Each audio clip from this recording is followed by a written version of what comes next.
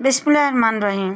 حال ہی میں بھارت میں ایک کتاب کالی کی اوتار محمد صاحب کے نام سے شائع ہوئی ہے، جس نے پوری دنیا کے تیسرے بڑے مذہب یعنی ہندوؤں کو ہلا کر رکھ دیا ہے، کیونکہ اس کتاب میں یہ دعویٰ کیا گیا ہے کہ ہندوؤں کی مقدس کتابوں میں جس کالی کی اوتار کا ذکر کیا گیا ہے وہ کوئی اور نہیں بلکہ مسلمانوں کے نبی حضرت محمد صلی اللہ علیہ وآلہ وسلم ہیں۔ یعنی صدیوں سے ہندو جس رہنما کا انتظار کر رہے ہیں وہ آنے والا نہیں ہے، بلکہ وہ اپنی ظاہری زندگی جی کر دنیا سے جا چکا ہے۔ ہندو یقین رکھتے ہیں کہ برائیوں کے خاتمے کے لیے 10 اوتاروں یعنی پیغمبروں کو دنیا میں آنا تھا۔ بعض کے نزدیک یہ تعداد 24 ہے۔ پچھلے 3 یگ یعنی ادوار میں ان میں سے ایک کے سوا سب آ چکے ہیں۔ موجودہ دور کالی یگ ہے، جس میں کلی کے اوتار کو آخری اوتار کی حیثیت سے آنا ہے۔ ہندو عقیدے کے مطابق یہ دور کئی ہزار سال پہلے شروع ہو چکا ہے اور ابھی بہت مدت تک باقی رہے گا۔ ہندو اب تک کلی کے اوتار کے آخری نبی کے منتظر ہیں، جس کی خبر ان کی مقدس کتابوں میں دی گئی ہے۔ بھگوت پران میں کہا گیا ہے کہ کالی یگ کا ایک بڑا حصہ گزر جانے کے بعد لوگوں کی فطرت گدھوں جیسی ہو جائے گی۔ وہ اپنے آپ کو مادی زندگی کا بوجھ ڈھونے تک محدود کر لیں گے۔ ایسے وقت میں سچائی کی حفاظت کے لیے بھگوان اوتار بھیجے گا۔ واضح رہے کہ پیغمبر اور اوتار ہم معنی الفاظ ہیں۔ اگر یہ کتاب کسی مسلمان بھائی نے لکھی ہوتی تو وہ مصنف اب تک جیل کی ہوا کھا رہا ہوتا، یا پھر انتہا پسند ہندو اس مصنف کو اور اس کے سارے خاندان کو جان سے مار دیتے اور گھر بار کو جلا دیتے۔ لیکن اس کتاب کا مصنف پنڈت وید پرکاش ہیں۔ وہ ہندو فرقے سے تعلق رکھتے ہیں۔ وہ سنسکرت زبان میں مہارت رکھنے والا الہ آباد یونیورسٹی سے وابستہ ہیں۔ وہ اس یونیورسٹی کے مشہور و معروف محقق اسکالر ہیں۔ پنڈت وید پرکاش نے اپنی کتاب کالی کے اوتار کے بارے میں اپنی اس تحقیق کو بھارت دیش کے تقریباً 8 نامی گرامی پنڈتوں کے سامنے رکھا۔ ان پنڈتوں نے اس کتاب کا مطالعہ اور تحقیق کرنے کے بعد یہ مان لیا ہے کہ کتاب میں پیش کردہ حوالہ جات مضبوط اور سچے ہیں۔ برہمن پنڈت وید پرکاش نے اپنی اس تحقیق کا نام کالی کی اوتار رکھا ہے، جس کا مطلب پوری کائنات کا رہنما ہے۔ ہندو مذہبی کتابوں میں ایک عظیم لیڈر کا ذکر پڑھنے کو آتا ہے جو کالی کے اوتار کے نام سے مشہور ہے۔ پنڈت وید پرکاش نے بڑی گہری سوچ و بچار اور تحقیق کے بعد یہ لکھا ہے کہ اس کالی کے اوتار سے مراد اللہ تعالیٰ کے آخری نبی آقائے دو جہاں حضرت محمد صلی اللہ علیہ وآلہ وسلم ہیں، جن کو اللہ تعالیٰ نے مکہ کی سرزمین میں پیدا کیا ہے۔ چنانچہ کالی کی اوتار کتاب کے مصنف کا یہ کہنا ہے کہ اب ہندوؤں کو کسی کالی کے اوتار کا انتظار نہیں کرنا چاہیے، بلکہ ہندوؤں کو اسلام قبول کر لینا چاہیے۔ ہندوؤں کو سنت محمدی کے مطابق زندگی بسر کرنی چاہیے، جو کہ کافی عرصہ پہلے اس دنیا فانی سے پردہ فرما چکے ہیں۔ اس حوالے سے پنڈت پرکاش نے ہندوؤں کی مقدس مذہبی کتاب وید سے مندرجہ ذیل حوالے اور وضاحت کے ساتھ تحریر کیے ہیں۔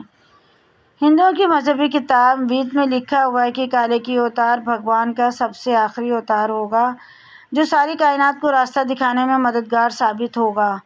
ان سب کلمات کو بیان کرنے کے بعد اس کالی کی اوتار کتاب کے مصنف تحریر کرتا ہے کہ اس پیشن گوئی کا اطلاق صرف اور صرف حضرت محمد صلی اللہ علیہ وآلہ وسلم کی ذات ہی ہو سکتی ہے۔ ہندوؤں کی مذہبی کتاب وید، جس میں ویدوں کا ذکر ہے، ان کی پیشن گوئی 2 کے مطابق کالی کی اوتار کی پیدائش ایک جزیرے پر ہوگی۔ وید کی پیشن گوئی کے مطابق یہ علاقہ جزیرۃ العرب ہی ہے۔ ہندوؤں کی مذہبی کتاب میں لکھا ہوا ہے کہ کالی کے اوتار کے والد کا نام وشنو بھگت اور والدہ کا نام سومنابھ ہوگا۔ سنسکرت زبان میں وشنو کے معنی اللہ ہے اور بھگت کے معنی غلام اور بندے کے لیے جاتے ہیں، اس لیے عربی زبان میں وشنو بھگت کے معنی اللہ کا بندہ یعنی کہ عبداللہ ہی بنتا ہے، جبکہ سنسکرت زبان میں سومنابھ کے معنی امن کے ہیں، جس کا عربی زبان میں مطلب آمنہ ہی بنتا ہے۔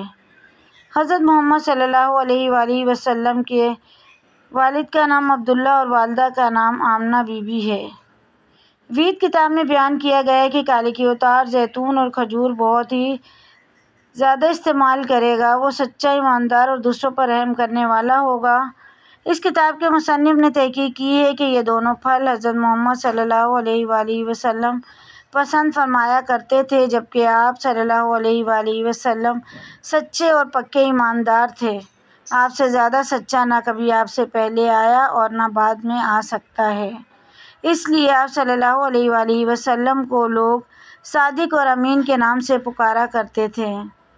ہندوؤں کی مذہبی کتاب وید کے مطابق کالی کے اتار کا تعلق ایک اچھے اور معزز خاندان سے ہوگا۔ اس بات میں سچائی ہی نظر آتی ہے کہ آپ صلی اللہ علیہ وآلہ وسلم قریش کے معزز قبیلے سے تعلق رکھتے تھے، جس کی عزت پورا عرب اور شام اور عراق بھی کرتا تھا۔ کالی کے اتار کے مصنف نے لکھا ہے کہ ہماری کتاب میں بیان کیا گیا ہے کہ بھگوان کالی کے اتار کو اپنے ایک خصوصی بندے کے ذریعے ایک غار میں پڑھائے گا۔ حضرت محمد صلی اللہ علیہ وآلہ وسلم ہی ہیں جن کے بارے میں یہ بھی بات درست ثابت ہوتی ہے کہ حضور اکرم صلی اللہ علیہ وآلہ وسلم مکہ کی وہ عظیم اور واحد شخصیت تھے جن کو خدا نے فرشتے کے ذریعے غار حرا میں تعلیم دی۔ ہندوؤں کے بنیادی عقیدے میں یہ بیان کیا گیا ہے کہ بھگوان کالی کے اتار کو ایک تیز رفتار گھوڑا عطا فرمائے گا جس پر وہ سوار ہو کر اور مکمل آسمانوں کی سیر کرے گا۔ مصنف نے یہ بھی مطالعہ کر لیا ہے کہ اللہ تعالیٰ نے اپنے پیارے پیغمبر حضرت محمد صلی اللہ علیہ وآلہ وسلم کو براق پر معراج کی سیر کروائی تھی۔ مصنف کی یہ بھی تحقیق درست ثابت ہو گئی ہے۔ وید میں یہ لکھا ہے، ہم پورے یقین کے ساتھ کہتے ہیں کہ بھگوان کالی کے اتار کا مددگار ثابت ہوگا اور اس کو بے شمار قوت اور معجزے عطا کرے گا۔ ہم کو اس بات کے بارے میں علم ہی ہے کہ اللہ تعالیٰ نے حضرت محمد صلی اللہ علیہ وآلہ وسلم کی جنگ بدر میں کس طرح مدد کی تھی۔ مشرکین کا مقابلہ کرنے کے لیے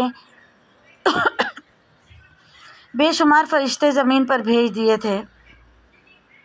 ہندوؤں کی ساری دینی کتابوں میں یہ پیشن گوئیاں موجود ہیں کہ کالی کے اتار گھڑ سوار، تیر انداز اور تلوار زنی میں مہارت رکھتا ہوگا۔ اس کتاب کے مصنف پنڈت وید پرکاش نے اس پہلو کو بڑا غور طلب بیان کیا ہے۔